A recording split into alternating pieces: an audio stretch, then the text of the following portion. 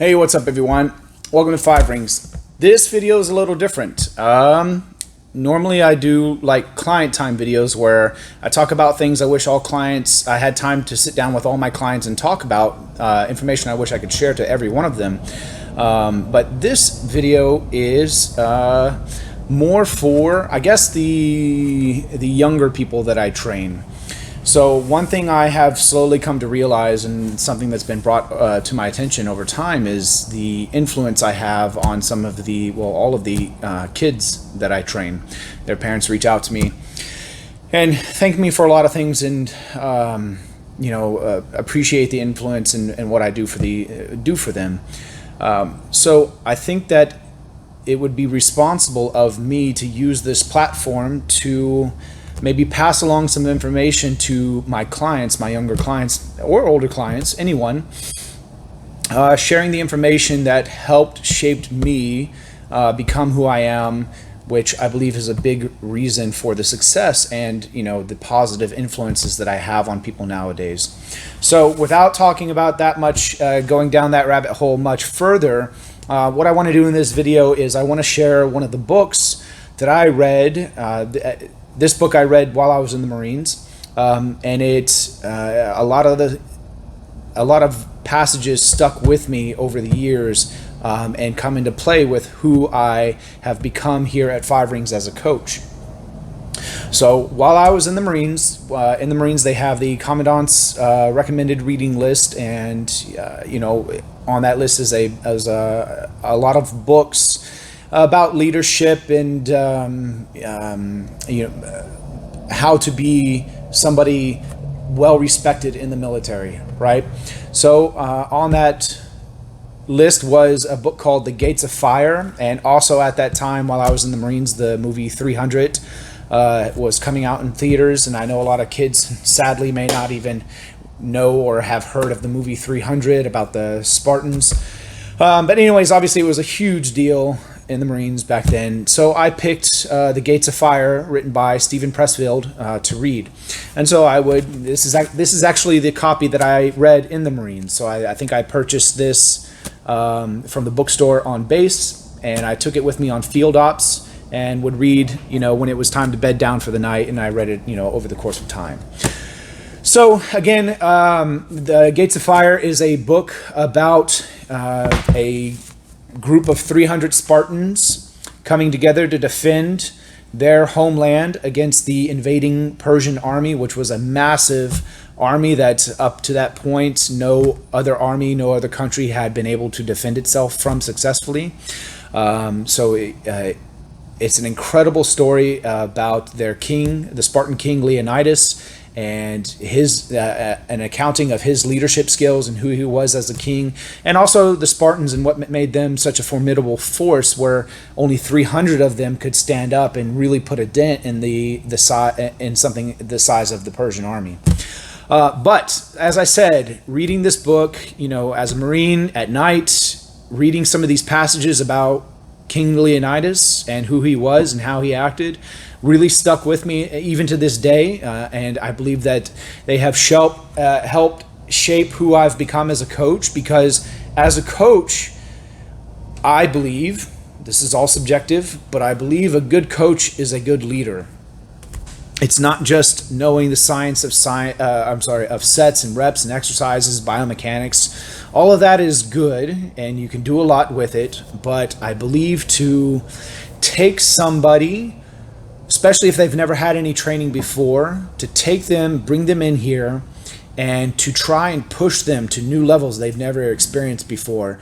That experience, that journey shares a lot with what you can come into contact with, in the military, on the battlefield, right? You have leaders trying to take troops into situations that are frightening, they're unknown, and they've never been there, and they're trying to bring them through there with a sense of, feeling ready, to feel passionate to fight, right? To give everything they've got. And I believe that you have to embody a lot of those leadership traits, those qualities, the same as a military leader as you do as a coach. And I know that can mean a lot to a lot of different people out there. A lot of coaches don't have that past experience. But again, this is about me and who I've become and how I've become an influence to my young clients here and out there. A lot of you guys reach out to me. You just watch these videos. So anyways, getting back on track. Sorry, I'm just winging this whole video in one shoot. So the traits that the traits that I read about King Leonidas in this book have helped me today, right? So what I want to do is share a few of the passages that often come back to me in my mind when it comes to coaching. These are some of the passages from this book about King Leonidas, about leadership, about what it means to be looked up by your peers, and what makes for the kind of person that somebody would go into battle for, right? And here it's not battle, it's lifting PRs, lifting new weights, it's going to local competitions, national competitions, but those still invoke the same kinds of feelings in these people that people experience in those military situations. So the one passage here, this is at a point in the book when, if you're familiar with the movie or the story, the Spartans, they make the Persians fight them in a very narrow passage where it doesn't matter how big the Persian army is, because this path is so narrow, the Persians have to fight the Spartans, not one-on-one, but very small numbers to very small numbers. So it equals the playing field, so to speak. And the Spartans are coming up to this passage, and they have to reshape this wall, this passage, so that their plan works, right? So that the Persians have to meet them with very small forces. They have to meet the Spartan 300, right? So they come to the passage, and the Spartans have with them a lot of allies, a lot of other troops that are not Spartans. They come to the passage and they see that the wall that was there in the past is not there anymore. They're going to have to rebuild it. So a lot of the ally commanders and engineers get together and they start talking about how to build these and arguing about which way is the best way to build the wall, what materials to use. And the passage starts, Leonidas simply picked up a boulder and marched to a spot. There he set the stone in a place. He lifted a second and placed it beside the first. The men looked on dumbly as their commander-in-chief, whom all could see was well past 60 years old, stooped to seize a third boulder. Someone yelled, "How long do you imbeciles intend to stand by, gaping? Will you wait all night while the king builds the wall himself?" With a cheer, the troops fell to. Leonidas did not cease from his exertions when he saw other hands join to labor. He continued alongside the men as the pile of stones began to rise into a legitimate fortress. "Nothing fancy, brothers," the king guided the construction, "for a wall of stone will not preserve Hellas, but a wall of men." So again, that passage, what does that mean to me? It means that a leader, a coach, leads by action, right? That doesn't mean like you have to do every lift for your lifter before they lift it, but they should know that if they look upon you, that you are ready to answer the call of action, right? Following that passage, another one that had stuck with me, again, talking about leading and action. The passage starts, I couldn't find these in the book, so I'm going to read these off my computer here. The passage starts, "You are the commanders. Your men will look to you and act as you do. Let no officer keep to himself," this is King Leonidas speaking, "let no officer keep to himself or his brother officers, but circulate day long among your men. Let them see you and see you unafraid. Where there is work to do, turn your hand to it first. The men will follow. Do not let them talk too much, for talk turns to fear, but action produces the appetite for more action." So again, leading from the front. We've all heard that before, but again, this book introduced me to a character to sort of put that ethos to a person and see how it plays out among his followers, his men, in situations. Now, when it comes to King Leonidas and the Spartan king, in this book, they do a really good job of differentiating what makes a Spartan king versus many other kings in that day, right? So we're familiar with leaders leading from, nowadays it would be offices high in a building, far away from where the work is being done, barking orders at people through emails or communications, whatever it is. Back in the day, it was a lot the same. A lot of kings would send their troops to battle, and the king would stay back in the home with all the creature comforts that go on there. But again, in this book, King Leonidas marches the 300 men to the battle site himself, and is, fighting these fights every day with his men. And this next passage takes place after a few days of fighting. The men are laying down to sleep that night, and the passage starts with two Spartan soldiers talking back and forth with one another as they bed down for the night. And one says, "What's the difference between a Spartan king and a mid-ranked soldier?" One man lobbed this question to his mate as they prepared to bed down in the open in a cold, driving rain. His friend considered his reply for a moment and then said, "The king sleeps in that shithole over there, and we sleep in this shithole over here." So sorry for the language, but from the book. But again, I think that message, that passage stuck with me more clearly than any other passage in this book. And I think I derived a lot from that passage about what a good leader is, and what a good leader, what that does to the men under him, to the people that are following him, if it is a good leader, right? So very easily in any other situation, two soldiers talking about the differences between their king and themselves could have pointed to a number of things, right? Their home, the difference of pay, how well they're taken care of, their choice of materials back in their homeland. They might even, if they were on the battlefield, describe how the king sleeps in a different exotic tent with all of these things being brought to him every night to make sure he's well rested and well fed. That could have very easily been the case here. But the Spartan king, right? The men quickly answer back that there is real, on the battlefield, there's no difference between the Spartan king and his men. He sleeps where they sleep, he fights where they fight, he eats what they eat. And there are a lot of instances like that in this book covered about, the character of King Leonidas, and, the kind of the kind of place he put himself in alongside his men. And again, the book goes into detail about how the men perceived that and what it did for them in such dire situations, like fighting the Persian army at this chokehold in the gates of fire.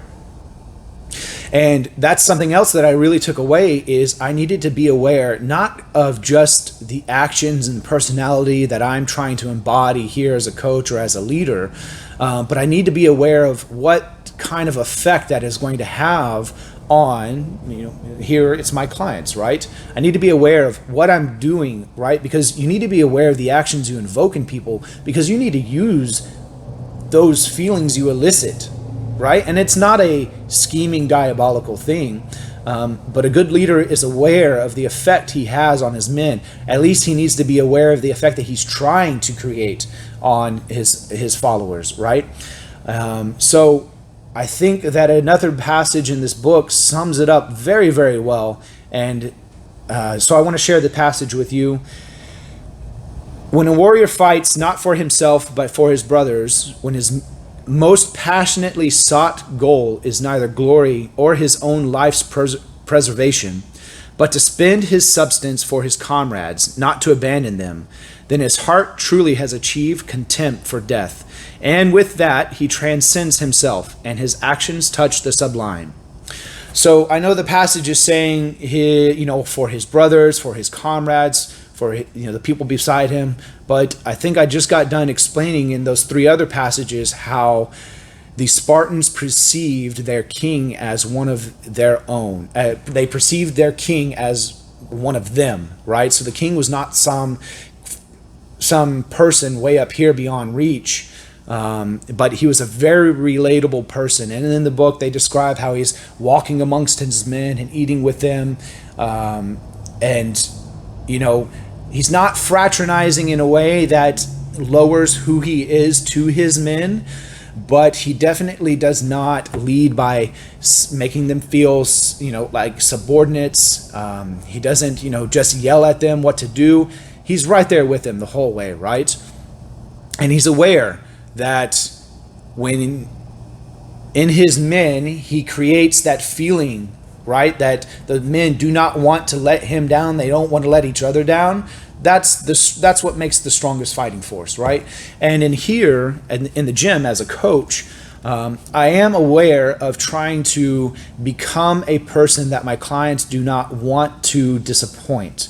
They do not want to fail me, right? And I'm aware of that, and that's something I try to do on purpose. But again, it's not for any, it's not for a bad means, right? I'm not trying to manipulate anybody, but I do understand that a person is not going to put themselves in uncomfortable places. They're not going to push themselves for themselves as much as they will for somebody else, right? And it's very easy to understand this when we take it to the extremes, right? Like what a parent will do for their kids, right? What a husband will do for his wife, or what a wife will do for her husband. Those are very easy to grasp examples where what a person will do for somebody else. But it works like that in a lot of other situations. It works like that 100% if the coach is somebody that the athlete can look up to. If the client can look up to this coach and say, I know that this coach has been where I'm at, will be right there with me if the situation arises and need be. And I know that they're the kind of person that I'm putting myself through because I respect this coach and what they say. I know that where they're leading me is going to make me a better person and bring me out on the other side a changed person. So again, The Gates of Fire is one of those books where I learned all of that at a very young age, before I even knew I was going to become a coach. But I was in the military and I knew leadership positions were ahead of me in my time.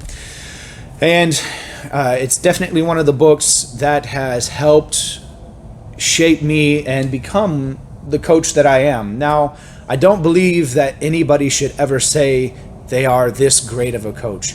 That's not what I'm saying here. But I am saying I am a kind of coach, right? And now it's up for my clients to put words to that, what kind of coach I am, if I'm good, if I'm bad, if I'm, whatever. But again, this book helped me understand a goal, right, of what kind of person is a good leader. And again, a good leader, a good coach is also a good leader. So I understand that I have a goal that I'm trying to reach with who I am, with my actions, with what I say, with how I present myself here. And I understand the end means that I am trying to reach with trying to be that person. Okay? Now, The Gates of Fire, an awesome book. King Leonidas, an awesome leader to take notes from. Not the only person, not the only book that I have that's shaped who I've become today as a coach, as a leader, as a father, as a husband. So I hope to make more of these videos. I hope I get good feedback from this, and I would like to share more things, more resources, books, people who I have taken notes from over my lifetime that have helped make me the coach and person that I am today, that seems to leave such a positive impression on people. Thanks for watching. I hope that some of you out there go grab this book, The Gates of Fire. It's a long read, and Greek names can be kind of confusing to keep track of for some people throughout a story, but it's definitely a great book. There's a reason it was on the Commandant's reading list. There's a reason why such a famous movie was made after it. And anybody who trains here, kids, if you guys want to borrow this, I will keep it here at the gym. You can borrow it and read it and bring it back when you're done. Thanks for watching. I hope to see you again.